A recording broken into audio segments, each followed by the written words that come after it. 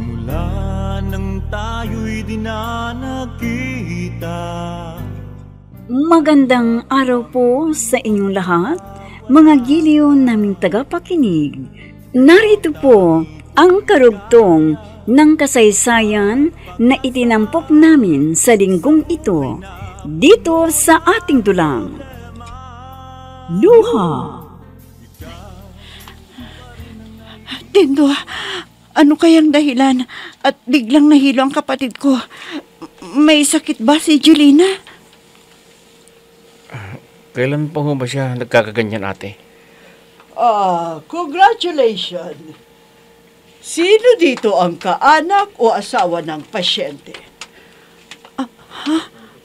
Asawa?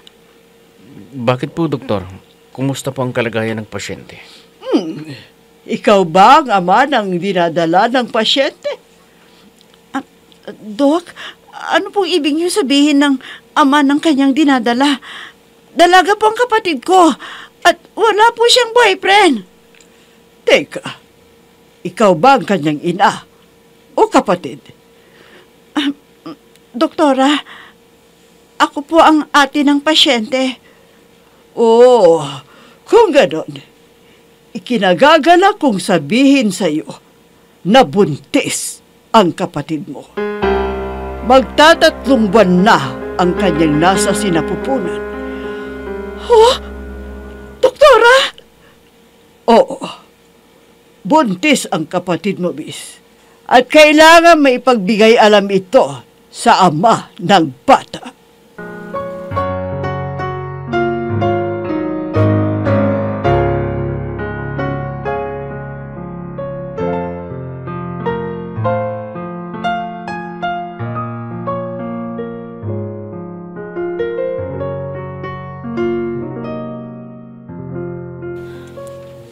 Ate, umuwi na tayo.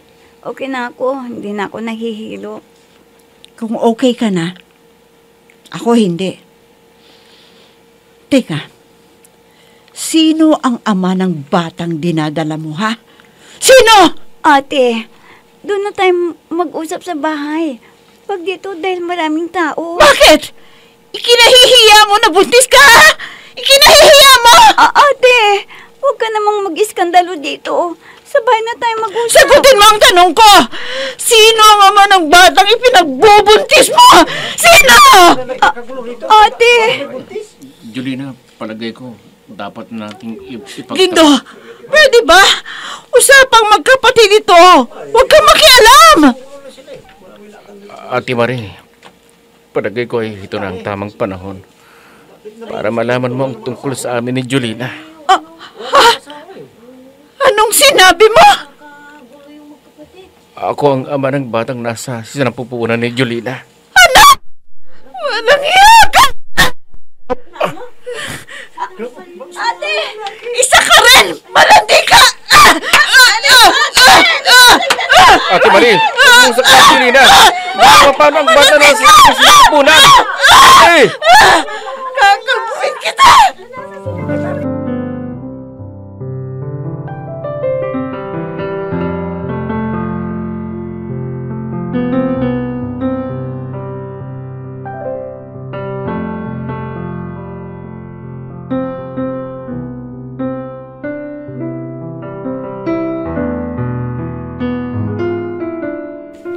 Walang iya ka!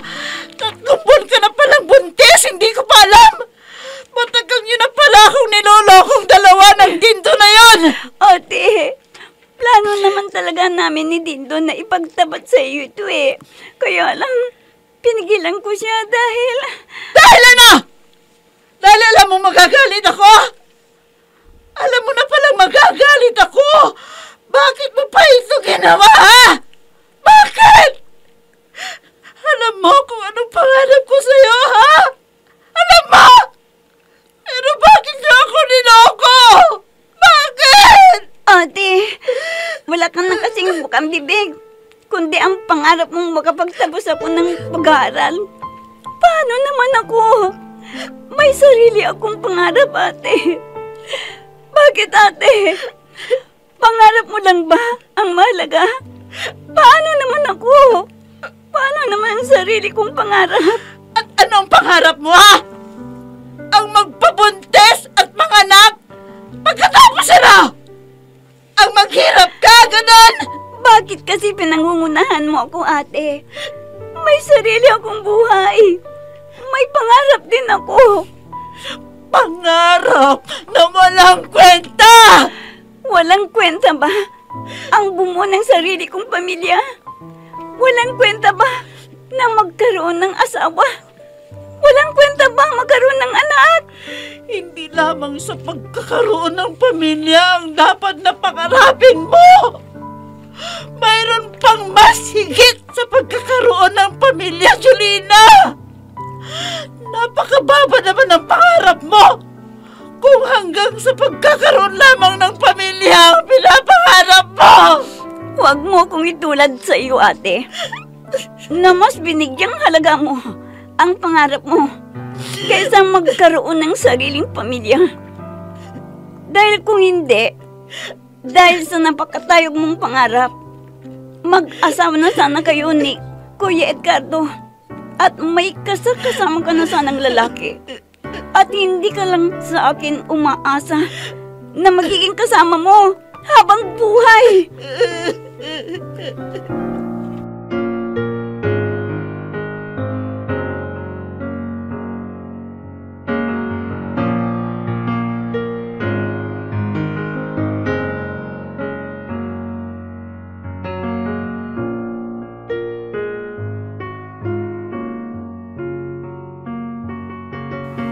Ate Marie, palabasin mo si Julina.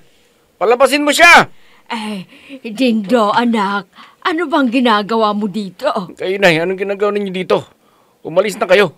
Problema ko to kaya inaayos ko. Halika na sa bahay. Doon tayo mag-usap. Huwag dito. Dahil hindi tama ang ginagawa mo. Pero, Inay, baka kung anong ginagawa ni Ate Marie kay Julina, baka malaglag ng bata. Bakit? Kaano-ano ba ni Julina si Marie? Ate niya. Ate naman pala niya Anong ipinag-aalala mo? Ibahay nila yan.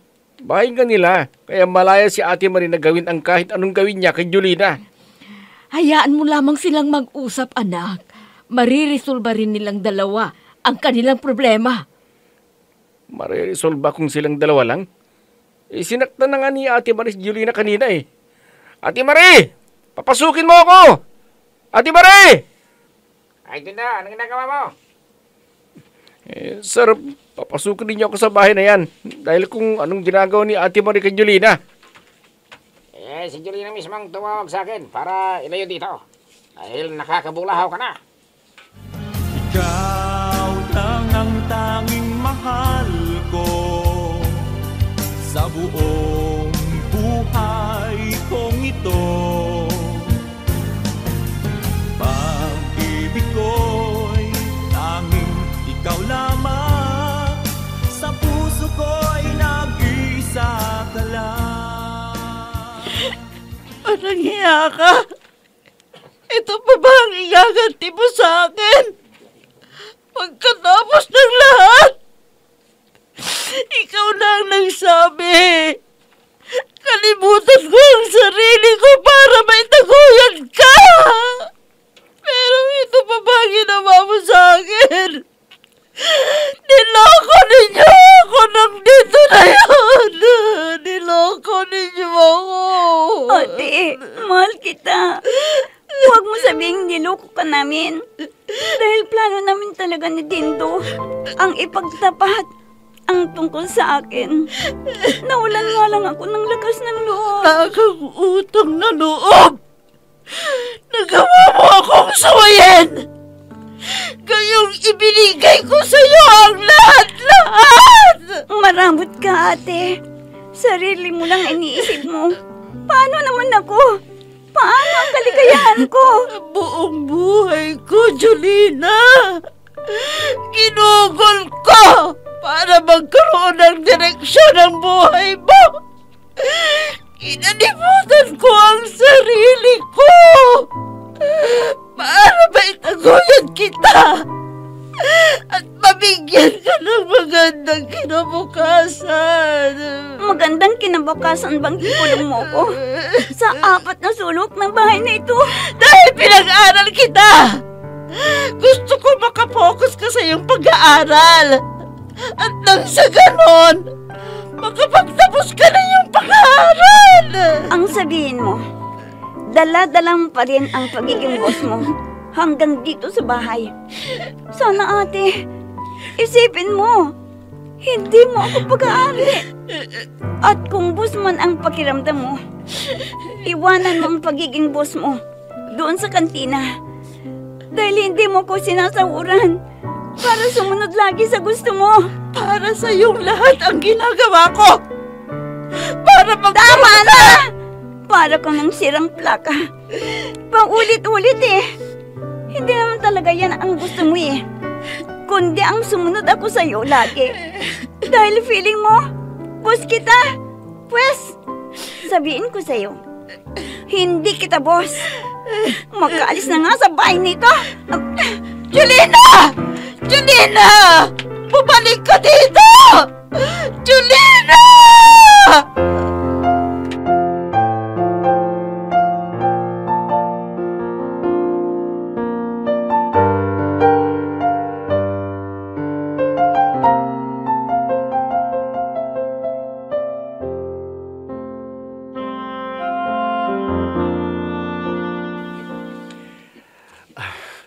Masaya ka ba? Hindi ka ba nagsisisi at mas ginusto mong sumama sa akin kaysa manatili kay Marie?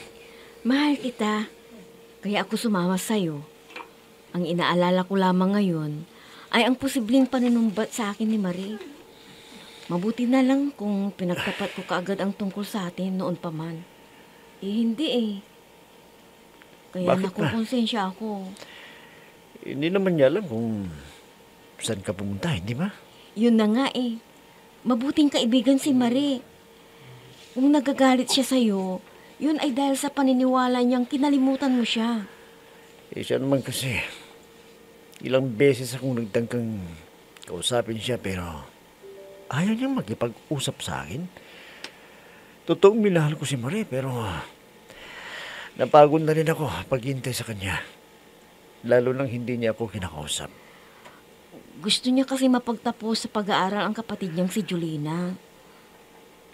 Teka, ano ba talagang gusto mong mangyari? Gusto ko sanang humingi ng tawad sa kanya eh. Sa balakay mo ba maiintindihan niya ang ginawa mong paglilihim sa kanya? Hindi kaya mas... si Marie. Tumatawag sa akin. Bakit kaya? Huwag mo nang sagutin kaya yan. Hindi maaring hindi ko sagutin dahil bihirang tumatawag to eh. At kung tumawag ay sigurading importante ang sasabihin sa akin. Hindi kaya tumatawag siya dahil alam na niya ang tungkol sa atin? Kung yun ang dahilan ng kanyang pagtawag, dapat sigurong harapin ko na siya ngayon. Hello? Marie? Oo. Ganun ba? Sige, pupunta ako dyan ngayon din. Nag-iisa ka lang.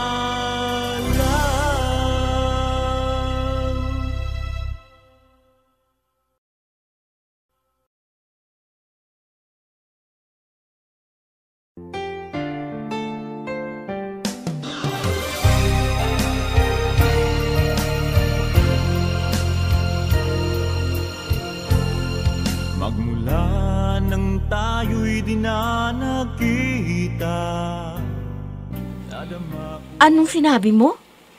Naglayas si Julina? Oo. Dahil sinaktan ko siya ng maraming beses. Dahil na rin sa galit ko sa kanya. Pero pinagsisisihan ko ang pananakit ko yun sa kanya. At nag-aalala ko ngayon. Dahil hindi ko alam kung nasaan ang kapatid ko. Teka, hindi kaya naroon siya sa bahay ng lalaking nakabuti sa kanya? Hindi ko alam. Hindi ko alam, Sheena. Ganito na lang. Kung gusto mo, ay sasamahan kita na pumunta sa bahay ng kanyang nobyo. Alam mo ba ang address ng lalaki? Oo, ikaw nang tumawag sa kanya. Dahil baka hindi ako kausapin kung boses ko ang maririnig niya.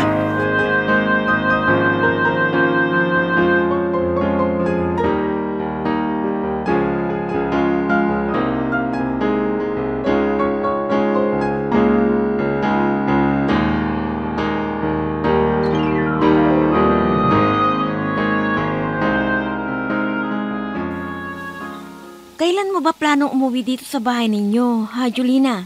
Hindi pa ako uwi dyan, Ate Shena. Dahil siguradong pagagalitan na naman ako ni ate. Hindi nagalit ang ate mo sa'yo, kaya umuwi ka na. Sinasabi niyo lamang yan para uwi ako dyan. Pero hindi na ako uwi dyan. Dahil sasaktan lamang ako ni ate kung uuwi ako dyan. Tulad ng ginawa niyang pagsabunot sa akin mula sa health center, ay sinabunutan ako hanggang sa bahay. Ay sinabunutan pa ako at sinampal niya ng maraming beses.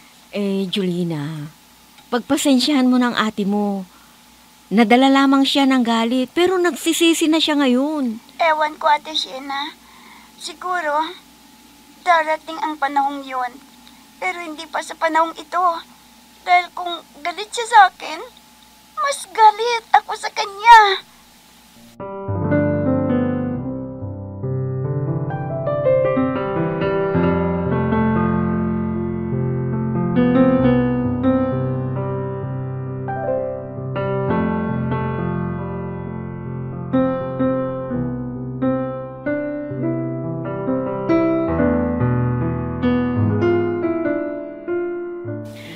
Oh, anong sabi sa iyo ni Julina?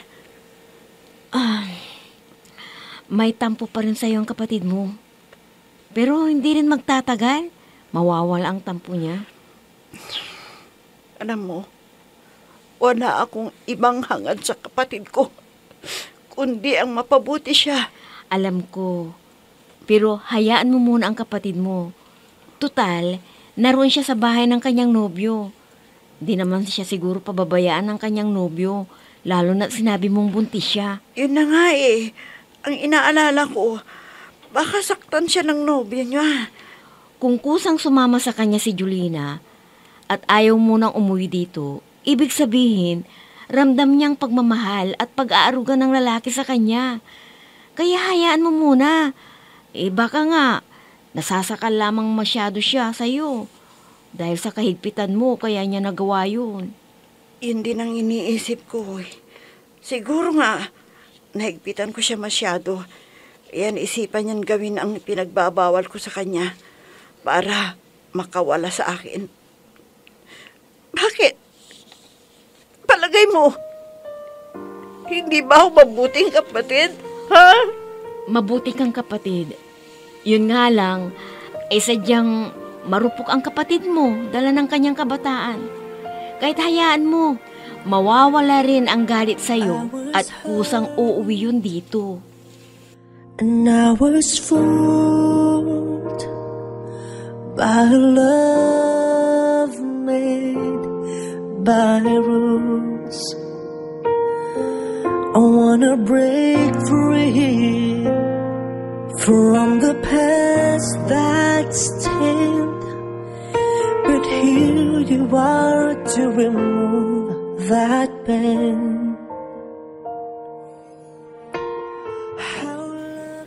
Ano? Tumawag sa'yo si Ate Sheena? Oo, at pinapauwi na niya ako. Anong sabi mo? Sinabi ko na ayaw ko munang umuwi dahil baka saktan na naman ako ni ate. Hayaan mo. At mawawala rin ng galit sa'yo ni Ate Marie. Mabait naman yun eh. Meron bang mabait na nananakit? Sinaktan ka lamang noon dahil sa galit niya. Pero naniniwala akong mawawala din yun. Tulad ngayon, hindi ba't pinapawi ka na niya?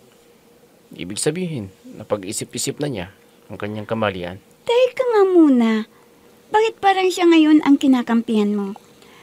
Dati nga, ay galit na galit ka sa kanya eh. Sumugod ka pa talaga sa bahay para palabasin ako. Natakot lamang kasi ako sa pwedeng mangyari sa inyo nitong batang nasa sinapulpunan mo. Baka anong gawin sa'yo? At malaglag ang bata.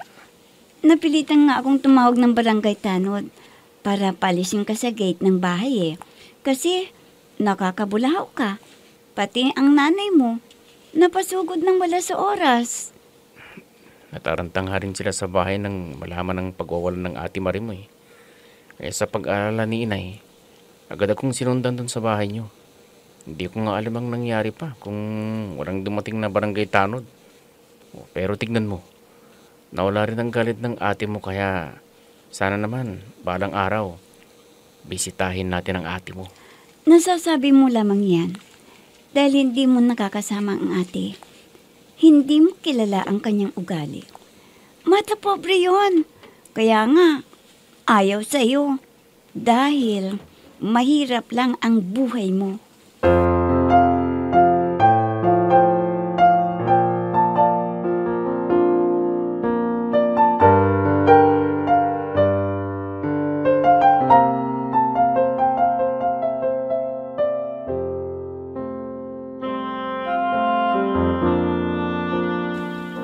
Oh, paano? Aalis na ako. Kaya mo na ba ang sarili mo?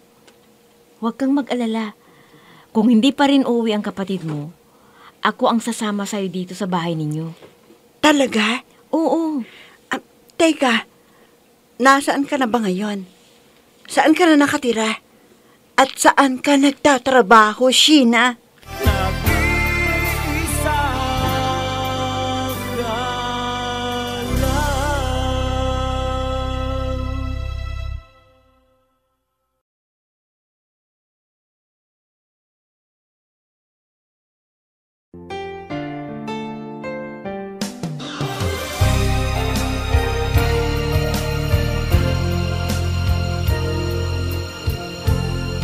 Magmula nang tayo Ipagtatapat na kaya ni Sheena ang tungkol sa kanilang dalawa ni Edgardo. Mga giliw naming tagapakinig, sundan bukas ang karugtong ng kasaysayan na itinampok namin sa linggong ito dito sa ating dulang. Luha! Mga nagbibigay buhay sa ating dula ay sina Mayra Abrehal Narnola, Susan Malikdan, Robert De Guzman, Jun Cabato, Emma Dalope, Andrea Solar, Ami Diaz, Jonathan Bravo, at si Oscar Ora.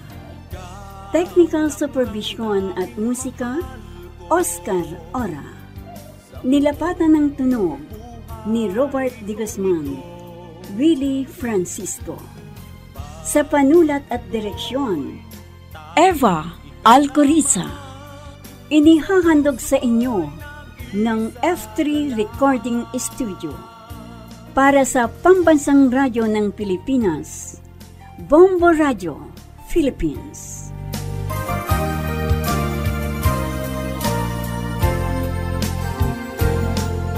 ang alaala nating di malilimutan. Kay sarap ng ating suyuan, lagi kong natatandaan, maligayang araw nating nagdaan.